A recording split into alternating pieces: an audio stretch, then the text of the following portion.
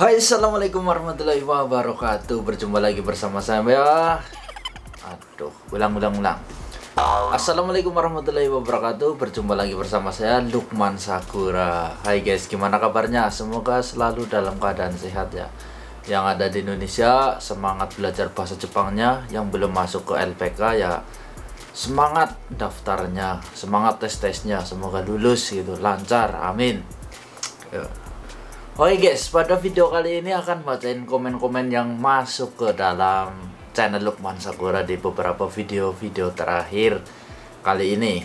Oke guys, seperti radio, tapi radionya adalah radio bejat. Aduh, radio bejat.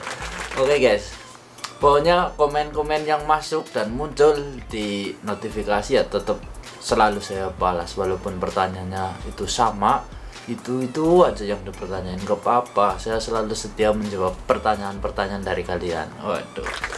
Oke guys, sebelum kalian subscribe terlebih dahulu untuk channel ini, semoga semakin berkembang. Aduh, karena yang baik ya. Oke, salam-salam buat yang di luar sana, yang di Sumatera, yang di NTT, yang ada di Pulau Jawa, Kebumen, Gombong, Purworejo, Tegal, Brebes, Cilacap, Banyumas, Cirebon, Bekasi, Karawang, mana aja lah, pokoknya seluruh Indonesia yang menonton channel ini. Waduh, kayak channel terkenal aja. Oke, kalau sudah, let's go, sir.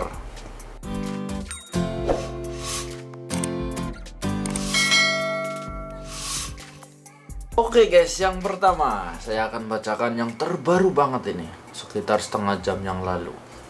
Gaji scaffolding 2021 berapa, dulur? Oh, dulur berarti orang apa kali ya? Orang Jawa kali ya. Aduh, maning bae. Gaji scaffolding ya sudah pernah saya share gitu di channel saya, terutama ini pada saat rame, pada saat sepi gitu ya. Itu ada udah 2 video. Ya katakanlah rata-rata ya gaji scaffolding ya 1 bulan itu 16 semang lah, 16 semang, 17 semang, rata-rata 16 semang. Sekarang dikalikan aja ya, 16 semang dikali 129, 1 yennya 129, jadi 16 semang berarti 160.000 yen.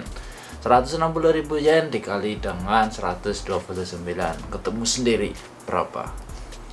Oke guys, seperti itu. Mungkin muncul pertanyaan lagi ya, apa gajinya selalu sama? Enggak selalu sama, jadi tergantung jam kerja gitu guys. Tergantung jam kerja setiap hari, terus setiap hari itu berapa jam dikalikan dalam sebulan berapa kali bekerja, itu seperti itu. Oke, yang selanjutnya, Tokutegino peternakan apa bisa langsung nunjuk ingin kerja di peternakan telur gitu ya. Ini maksudnya gimana? Tokutegino bukan ya, pokoknya apa aja ya. Kalau misalkan ya kita pingin pindah ke Tokutegino, pindah ke Tokutegino ya kita milih gitu ya, itu sudah bebas. Misalkan pingin ke peternakan telur gitu, ada nggak lowongannya gitu. Kalau nggak ada berarti ya kita harus menunggu gitu. Nah posisinya misal di Jepang itu pengen pindah ke Tokutegino, nggak ada lowongan peternakan telur ya, telur ayam, bukan telur yang aneh-aneh itu guys. Jadi ya kita harus menunggu, kalau nggak cocok ya jangan diambil, ibaratnya seperti itu. Sama kalau ketika kita mendaftar di LPK Minori. Di LPK Minori pinginnya saya apa ya, otomotif, pinginnya di pabrik, tapi panggilannya pengolahan makanan. Waduh, karena maning baik, pengolahan makanan ya jangan diambil gitu ya. Tapi kekurangannya ketika tidak mengambil panggilan itu, maka belum tentu dipanggil kembali ya, 2 kali 3 kali belum tentu itu panggilan akan datang lagi guys. Tapi jadi menurut saya ambil ya, walaupun tidak cocok dengan apa yang kita harapkan ya, kita ambil, ikuti tes aja, belum tentu lulus gitu kan. Jadi ikutilah, kesempatan tidak datang 2 kali, ibaratnya seperti itu. Kalau ingin kekeh ya tetap di otomotif ya, pengolahan makanan ya udah nggak usah diambil gitu ya, kekeh di otomotif ya, mending nggak jangan ke Jepang itu. Terus seperti itu, milih-milih job lama guys, belum tentu job itu ada kan, pengennya cepet, pengennya milih gitu kan, susah guys. Pertanyaan yang selanjutnya adalah ini dari Adit Nugroho. Ini nggak tahu dari mana, ini ada namanya aja. Jadi ada yang bertanya, Adit Nugroho itu, Bang, kalau daftar LPK di luar daerah apakah kita dikasih asrama atau cari kos sendiri? Kalau daftar LPK di luar daerah itu saya mudang ini. Jadi kalau misalkan LPK Minori ada di Bekasi atau di Cikarang lah teman-teman, itu dari mana ya, jauh lah, dari Bengkulu apa dari Sumatera apa dari Lampung gitu ya. Apakah di LPK Minori disediakan asrama untuk para peserta tes pendaftar gitu? Ya tidak guys. Jadi buat teman-teman yang jauh, silakan informasi ke teman-temannya yang berada di Cikarang itu, yang dekat sama LPK-nya buat tes, atau resikonya ya harus nginep di hotel. Waduh, di hotel ya nggak disediain asrama gitu. Disediakan asrama ketika sudah menginjak ke pendidikan, ketika sudah lolos tes terus ditentuin untuk pendidikan nih, tanggal sekian pendidikan, berarti dapat asrama itu, tidurnya di asrama gitu, seperti itu guys. Tapi sekarang kan nggak di asrama karena lagi corona, itu pendidikannya kan online di rumah masing-masing. Nah, ketika mau berangkat dipanggil ke Minori, karantina ataupun pemantapan ntar gitu ya, disuruh ke Minori gitu. Terus seperti itu. Terus yang selanjutnya ya, yang selanjutnya dari Agit Pradana, itu dari mana nggak tahu ya. Mas mau tanya, apa saat ini PT Minori udah buka pendaftaran? Saya udah hampir 2 bulan pernah kirim daftar ke linknya gitu ya. Apa belum buka karena masih pandemi atau gimana itu ya. Maksud dari pertanyaan ini mungkin ya sudah daftar tapi belum dipanggil gitu ya. Jadi nanya apakah ada loker gitu, apakah pendaftaran ada. Kemarin ada itu loker, banyak pengolahan makanan, terus konstruksi, terus apa lagi tuh nggak tahu, nggak hafal itu. Jadi dekat-dekat ini kemarin juga Minori membuka apa tes gitu ya, pengolahan makanan ya. Jadi kalau misal belum dipanggil berarti belum sesuai kriteria, belum cocok mungkin ya. Yang daftar kan banyak nih di Minori, jadi tidak semua dipanggil juga, hanya beberapa yang sesuai mungkin dari rekrutmen itu, seperti itu guys ya. Oke, yang selanjutnya guys dari Deska Winarto. Mas mau nanya, kalau pernah ada riwayat asma tapi udah lama nggak kambuh, itu bisa nggak ya gitu ya. Itu kemarin kata junior saya, ada yang pernah bilang ada riwayat asma atau keturunan asma, ayah ibunya itu asma, itu gagal. Jadi kalau misal pengen lulus ya jangan bilang itu, jangan bilang gitu ya. Kalau jadi pertanyaan ini jawabannya adalah nggak bisa guys.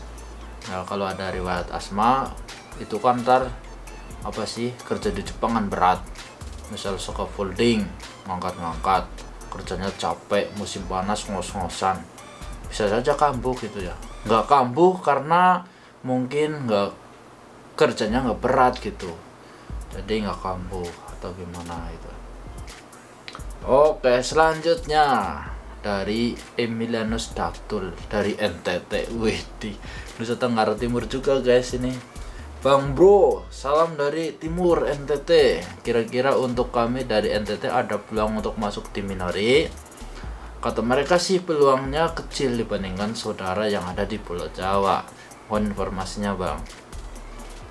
Bener juga sih. Jadi dari NTT daftar ke Minori bisa saja dipanggil. Namun untuk dipanggilnya itu kesempatannya kemungkinan kecil juga, karena jauh ya kan, karena jauh. Jadi dari pihak Minori juga manggil orang perlu pertimbangan yang banyak ya, kayak mencari jodoh. Waduh, kayak mencari jodoh.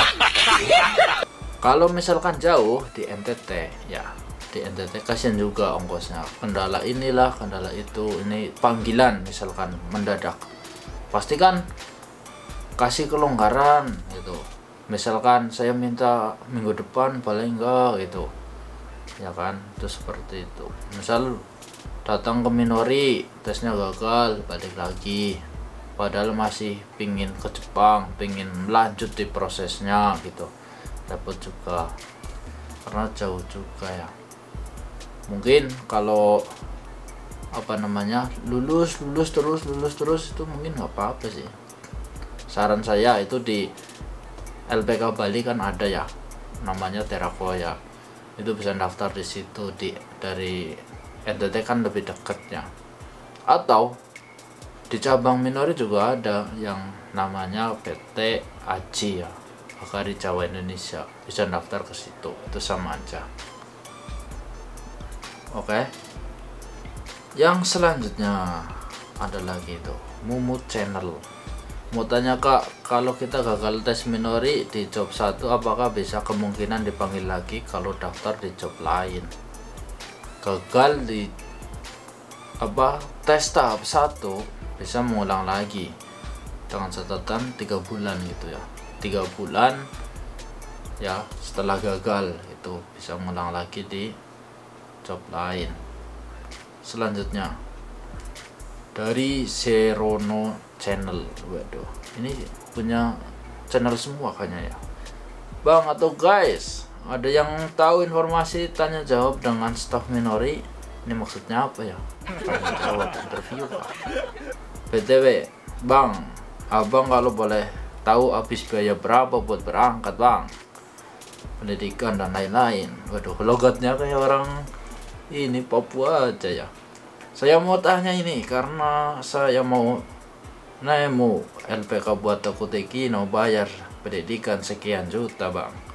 Itu buat pendidikan dan sertifikat skill bahasa dan lain-lain.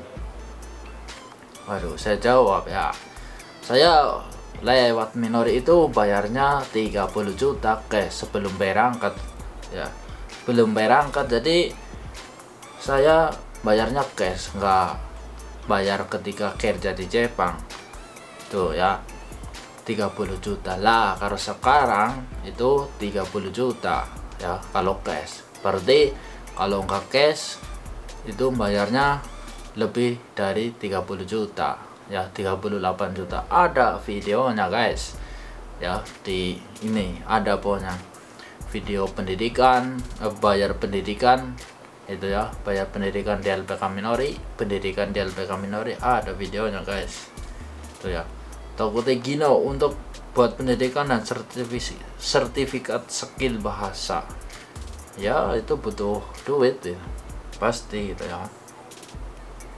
Terus ya, saya lanjutnya, Mas mau tanya-tanya, di konstruksi itu sistem lemburnya gimana Bang? Aku dapat job Daikokuji di Kagawa dari Nenek Setiawan.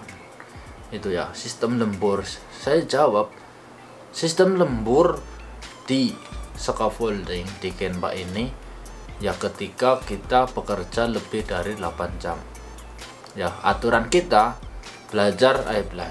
bekerja itu 8 jam. Kalau lebih dari itu lembur masuknya. Lah pertanyaan lagi, memang nggak ini ganggu tetangga? Ya pasti mengganggu lah, setiap hari kerja pasti mengganggu orang lain karena berisik, tang-teng gitu, kelondang-kelondangan besi gitu ya, dibanting-banting apalah, maluin kan pasti berisik. Dikatakan berisik ya pasti berisik. Terus apalagi maksud dari pertanyaan itu kan itu nggak mudeng itu mungkin orangnya ya. Jadi